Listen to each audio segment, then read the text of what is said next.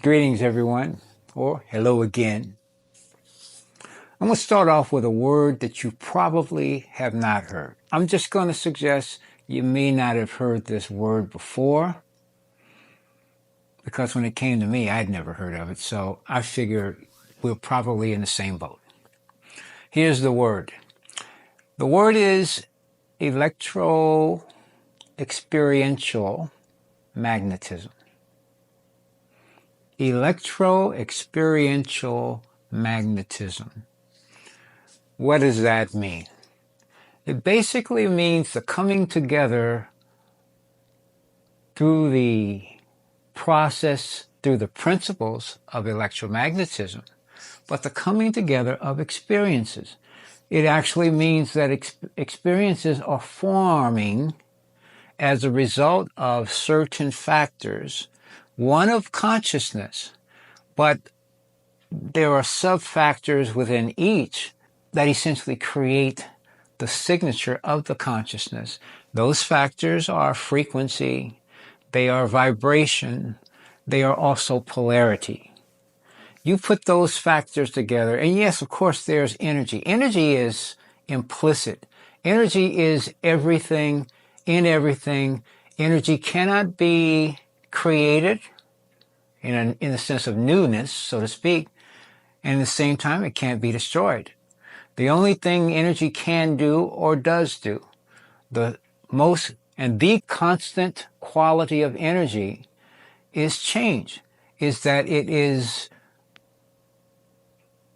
in a continual state of change, of form, of orientation, etc., etc. And since everything is energy, that also means all of our experiences are too. All of our thoughts are energy. They are expressing on certain levels of subtlety or density. They are still existing as frequency, as polarities, as vibration. All of that is there, and this comes together to create what I call electroexperiential magnetism. Now, what's important about that is that our habits of thinking creates the polarities that comes from our attitudes. If you got a piss poor attitude, you're going to have a very discordant, a very unstable polarity. Okay, it's not going to hold on to things. So a lot of stuff that you may not want to be experiencing is likely going to be happening to you because you don't want, it's on your mind. Even when you're saying you don't want to experience it, you're thinking about it. You're in harmony with the thing that you don't want because you keep talking about it, you keep thinking about it, and therefore experience can't do anything else but bring you more of that. In order to get the things that you really want, you got to really want them well enough to be, quite frankly, as though your experience is Santa Claus. You got to be, you can't want, you have to be the thing that you want to come to you. Because if something else is coming to us, it's because we are being something that is in resonance with that. Even though we don't want it, it's a part of our signatures, our signal that we're putting out, and it's coming back as an experience. So, electro-experiential magnetism. The electro part is the creation part. The magnetism part is the coming to you of that, which in fact the experience in the middle of all that is what we've pictured wanting or pictured not wanting, but any way it goes, depending on the attitude that we've associated with it, this is how it forms as our experience. So therefore, all experiences are in fact possible because we have infinite possibility, we have infinite supply. It's no big deal for the universe to provide us with the things that we truly want in life. But if you're fearing something really strongly, then far as the universe is concerned, that's what you're drawing. And the universe isn't going to keep it from you just because you don't know how to use your own experience. It's not experience, but your own creative power. We are using creative power, and this, what's called the physical world, this temporal world, is a way by which we can and do hone, become aware of, you can say discover, become aware of, start making some choices, and then use our powers consciously. We're using them now unconsciously, so therefore we don't, if we haven't done some searching on our own, if we haven't looked for something that is meaningful, if we haven't chosen to be something and someone who is meaningful in this world, we want to leave a signature, we want to leave a body of activity behind us, because we're all leaving. 100% whoever walked this earth will leave it at some point in time. And that's a good thing. That's because we are not earth beings. We're not from the earth. We're not of the earth. We're simply here temporarily. And we have come to equate the life of the form with the existence thereof. Or we've told ourselves stories about some places that we might go if we haven't jumped to someone else's hoops, so to speak, jumped through them. If we haven't done the things that they said we have to do, if we haven't appeased I'm going to say the word, God, that they say is somewhere else and may have time to consider us, or they've got their armies and all that other kind of stuff. These are stories. There's an underlying truth to everything, but the degree of it is subject to some confirmation and some vetting by each of us.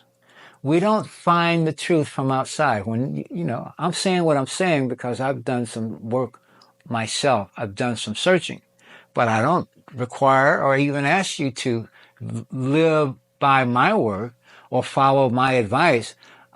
Listen and then do your own vetting. Go inside yourself. Start seeing what dots this is connecting for you, if any.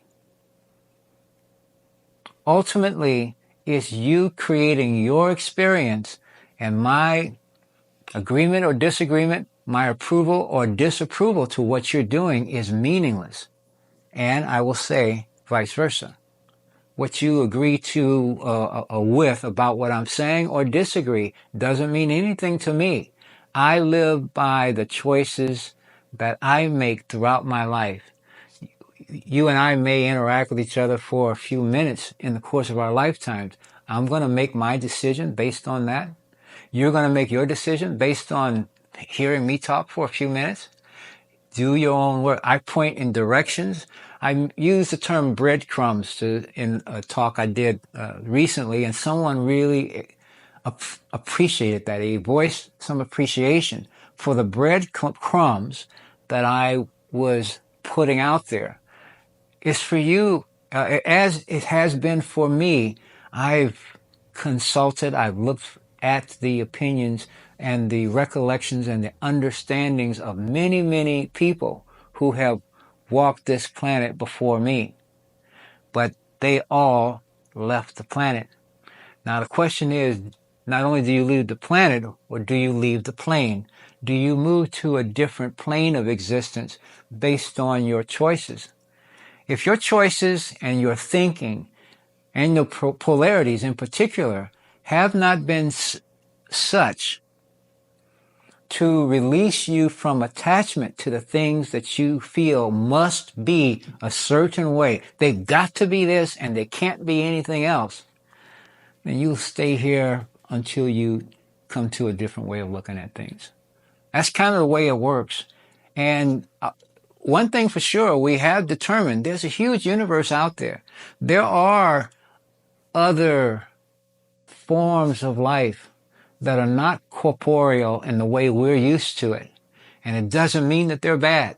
If you presume that something unfamiliar to you is bad simply because you're not familiar with it, It ain't their problem. And it is a problem, but it is not theirs. So an intelligent species will, in fact, take some stock of the intelligence of their actions, of their thinking, and in fact, their experience, their electro-experiential magnetism factor will actually come to confirm it. You'll start to see, based on what you put out, it starts to come back to you as you want it. It will not come, what you want will not come to you by professing what you want, or presuming that someone else is going to bring it to you. I will stop at that for now. It takes me some time to get started, then it takes me some time to stop. But we're going to stop there.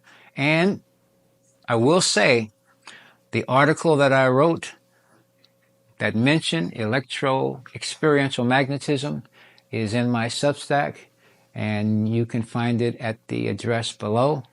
I invite you to join me there, because what I say there will be unfiltered, or certainly less filtered than it is here.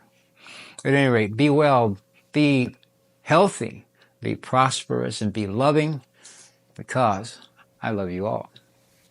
Thank you.